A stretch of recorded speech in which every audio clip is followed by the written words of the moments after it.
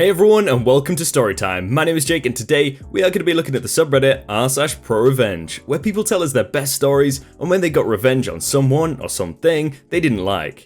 If you're new around here, please do hit subscribe down below so that you never miss out on another video. But for now, let's sit back, relax and enjoy some pro-revenge stories. I smashed my own PC to teach my cousin a lesson. To explain things a bit, I live in Korea, where studying and getting into college is a huge deal. Our college also starts at March, unlike the United States. This event happens in January. Cast: A, Aunt, POS, not a nice guy, me, and M, my mum. About 2 years ago, when I was in 11th grade, my brother, who is 4 years older than me, gave his PC that was bought when I was in 10th grade.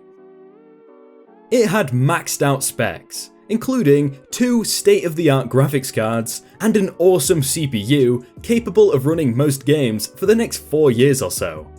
However, in Korea, it is almost a federal crime to do anything other than studying when you're in high school.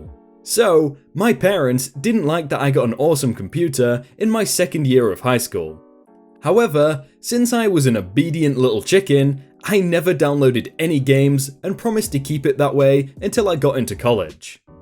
That same year at Chuseok, which is a national holiday held in October, my awful cousins, there were 2, one was the same age as me and one was 5 years younger, come to our house, since it is a family gathering and my father is the eldest son. They were known to throw fits when they didn't get their way and had a history of breaking glassware and other things in our house, which they never paid for. I was, and still am, an introvert. So I just said hello to my family, ate lunch, and went straight to my room to sleep. I made sure to lock my bedroom door since my room was filled with Lego, snacks, and other things, like the PC. I didn't want my cousins to lay their grubby little hands on.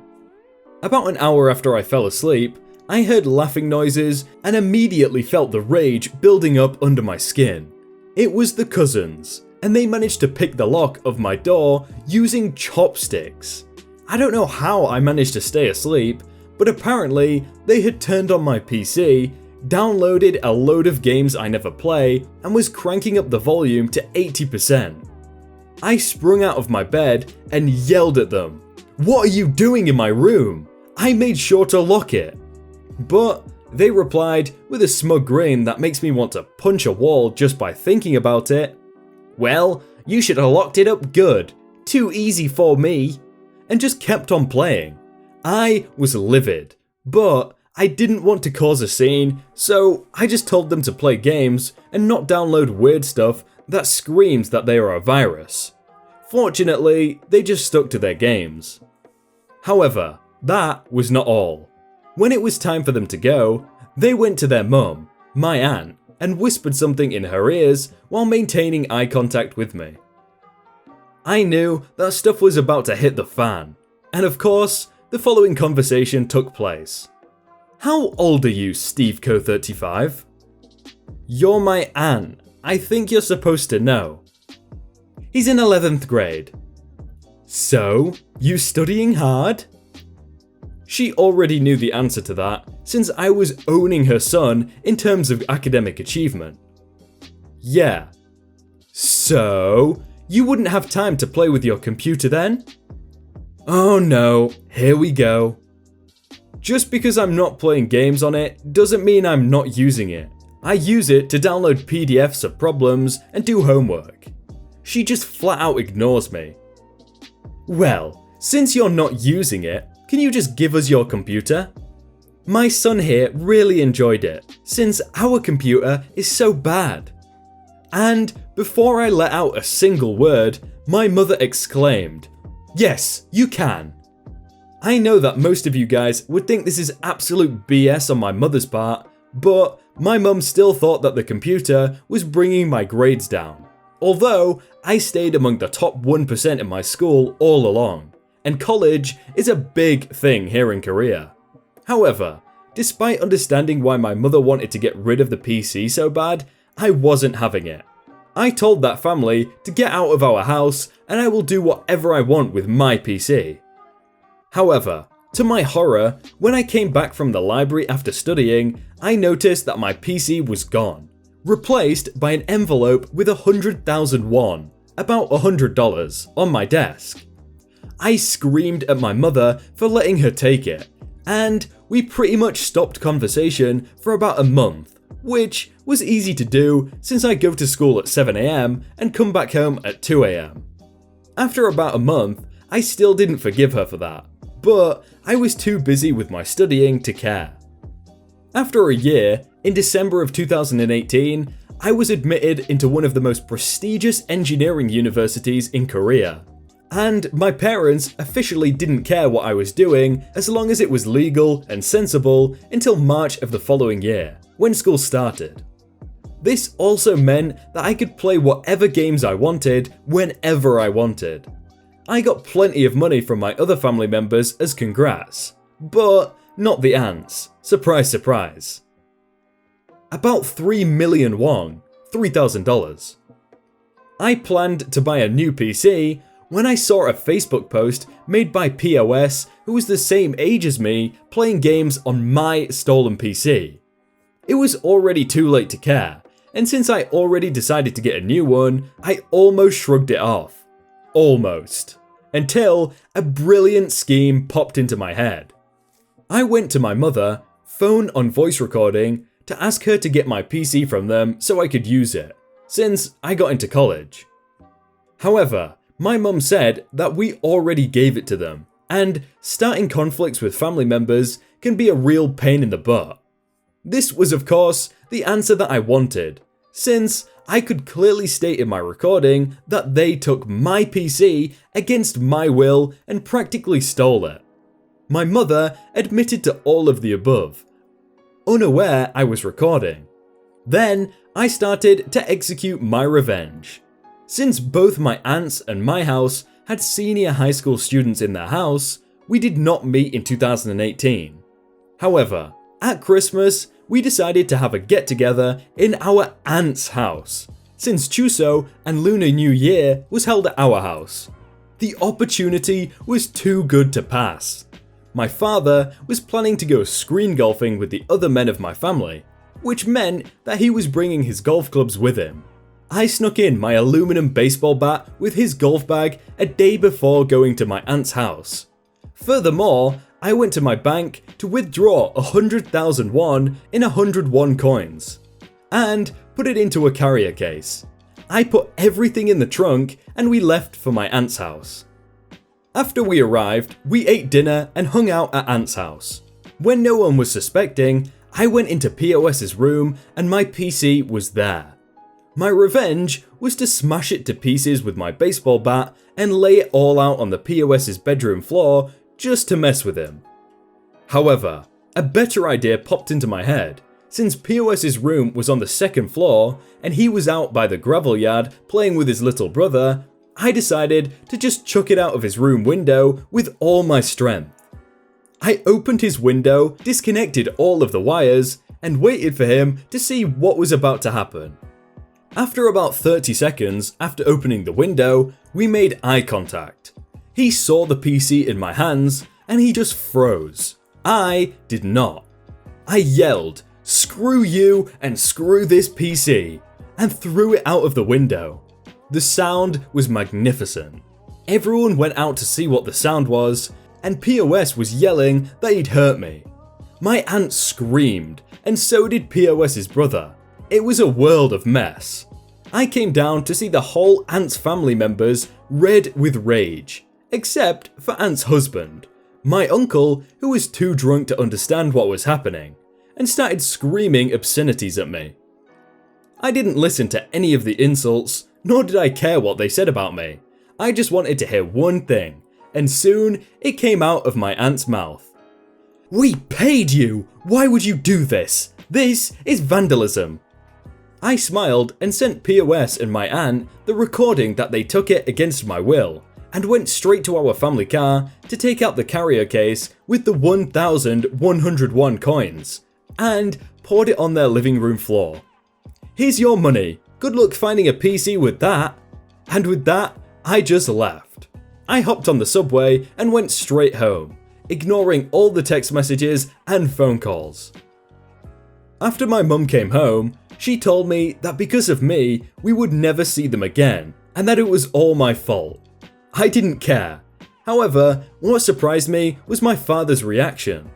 After the rant from my mother, my dad silently came into my room and said, "Good job."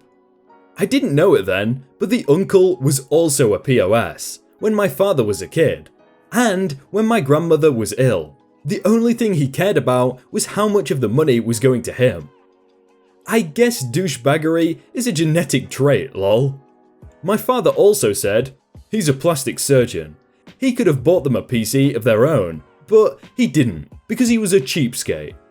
After that, I haven't seen the uncle since, but we still see my other uncles who are way nicer than POS's father. The reason I'm posting this now is because I just learned that the university that POS attends has just filed for bankruptcy for corruption and unpaid debts. Karma sucks. I cannot even begin to imagine how bad I would feel if someone came into my room and took my PC without my consent and left £100 or the equivalent on my desk. Like, that would be just so awful. Like, I use this for everything, so someone doing that to me, I don't know. You guys are probably in a similar position there. It would suck. As long as you have the camera set up. Revenge on the roommate from hell. The events in question happened around 20 years ago when I was in college somewhere west of the Mississippi. The predominant players were myself, my roommate, RM, and his girlfriend, GF. We lived in a co-ed dorm. This is relevant later. My roommate met his girlfriend early in the first semester. Things started out pretty well. It had all the trappings of young love. There were plenty of times when I would come back to the room to find a rubber band on the doorknob of our room, signaling that I should not come in as they were doing the horizontal tango. That was all fine and dandy because college. I didn't mind if they asked me to relocate because they wanted some alone time. All good. However, waking up in the middle of the night to them doing it was not okay. Waking up because I got hit in the face with her underwear was not okay. Being shown pictures of myself asleep with their underthings arranged on my pillow was not okay. I tried talking to them about stuff like an adult. I explained them face to face and in writing that their special frolic time, while otherwise 100% fine by me, needed to happen when I wasn't in the room. Neither of them were willing to have that conversation, and any degree of congeniality between my roommate and myself utterly disintegrated. I finally threw enough of a fit with the residential life staff that Romeo and Juliet took their act elsewhere, namely the music practice rooms in the arts building. The fall semester went on with kind of a cold war between roommate and myself. So, January rolls around and roommate takes a January term course that has him travelling for the month. Yay for peace and quiet. Only not so much. One morning, as I was hanging out in the room in my birthday suit, having just showered and thoroughly enjoying having the room to myself for the month, the door unlocks and girlfriend walks in. She demands that I get dressed. I demand that she gets out of my room. Apparently, my roommate gave her his room key and told her she could hang out whenever without talking to me at all. This did not improve my relationship with roommate. Spring midterms roll around. I have a take-home exam for one of my classes that had a time limit. I emailed my roommate and his girlfriend that I needed the room to take my midterm. We agreed on a specific time and day, which would be the day the exam was due 4 hours before it was to be handed in. The exam was to take 3 hours. I verbally confirmed that roommate knew I would be working on my exam at the agreed upon time, mid-afternoon. I expressed willingness for my roommate and his girlfriend to be in the room, they just needed to be quiet enough for me to take my exam. Needless to say, at this point, I was spending as little time in my room as possible.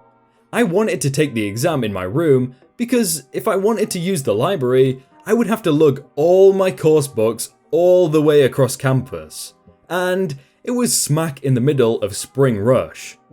My college had a disproportionately large Greek life program, so finding a free table during mandatory study hours for all the wee pledges was like trying to get a Nintendo Switch when they first came out. So anyway, I get to my room and find a note on the dry erase board. Occupied. Knock and return in 2 hours. Thanks, the management. Nope, I was done. I knocked by slamming my boot into the kick plate on the door. I then opened the door to find quite the arrangement. The first thing I saw was my roommate's photography set up with lighting arranged at the foot of his bed. Roommate was buck naked, splayed out on the bed with his wrists and ankles tied to the bed frame. Girlfriend was astride him, facing the camera, hands tied behind her back and feet bound to his body, in her birthday suit. Double nope. At this point, I completely lost it. So much that everybody that was hanging around the floor came out to see what had, normally even-tempered, me so upset. I had the presence of mind to prop the door propped open.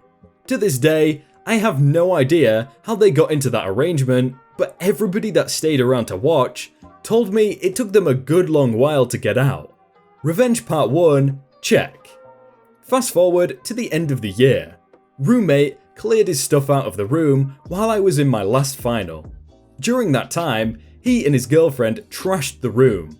They covered the surfaces with bumper stickers. It was horrific. But the resident assistant that was checking me out of the dorm room was aware of the ongoing issues with my roommate. And I just happened to have photographic proof that the stickers weren't there before. So, roommate got to pay for 100% of the cost for refinishing of the room and the hazmat cleanup as a consequence for trying to screw me over on room checkout. Wow, I wasn't expecting that kind of ending. I really want to know how they got into that position, you know, 2 people getting tied up. Was there a third person involved? Hey everyone, I hope you all had a really good day and that you enjoyed that video. If you want to check out some other videos, then click on screen right now or check out the playlist down below. If you enjoyed that video, then please do leave a like. And if you want to submit your own stories, then you can do so by joining the Discord in the top link in the description. But thank you so much for watching and I will see you very soon.